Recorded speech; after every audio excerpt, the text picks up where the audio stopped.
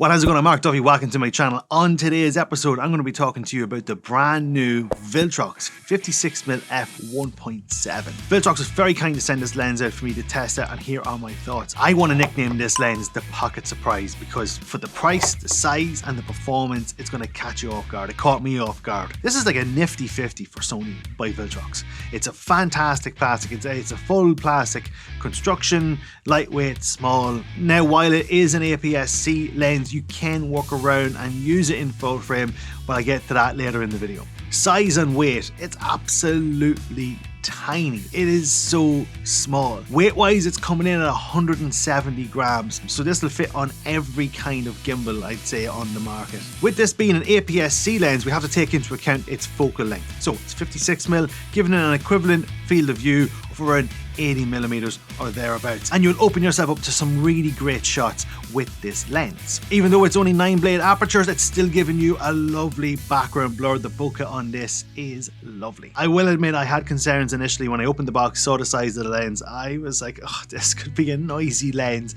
and it wasn't really, not at all. When you're videoing in continuous autofocus, I didn't hear the motors at all. It was only when it came to like maybe the close focusing, which to be honest, on a good few lenses, that's going to occur anyway. And with that field of view of around 80mm, you're never going to have your subject close enough that you would have the mic on the camera. So you're going to be off mic anyway, so you're going to be wireless, you're going to have maybe a boom mic like I have right here in this scene. So it's never going to be a case that you're going to have the camera right beside the microphone, so you're not going to hear it anyway. It's not even reaching.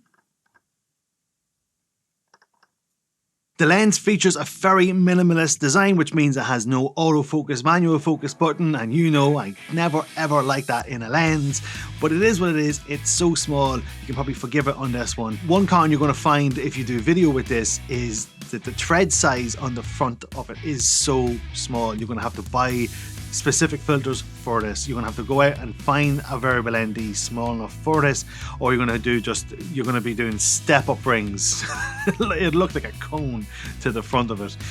The thread size to the front is 28mm. It's so small. You can get them. The great thing is they're as cheap as chips, but I don't know if the quality is going to be there. So just beware of that. If you do need variable NDs, which you will if you want to shoot f1.7 in a lot of bright situations, you're going to need to buy a separate filter for this lens. Both me and Evan were pleasantly surprised with how sharp the lens was, considering that it's basically made of plastic and it's so small and so light.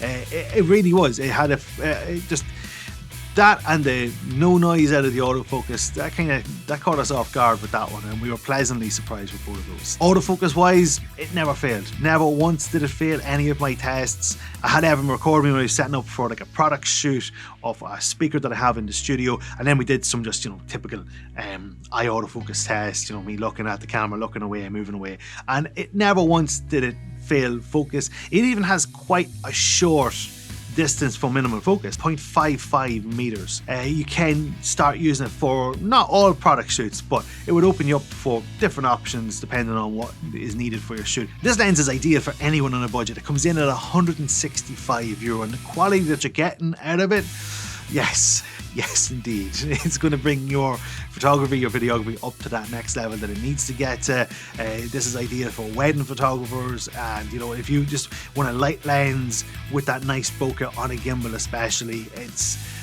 I was really well impressed with it.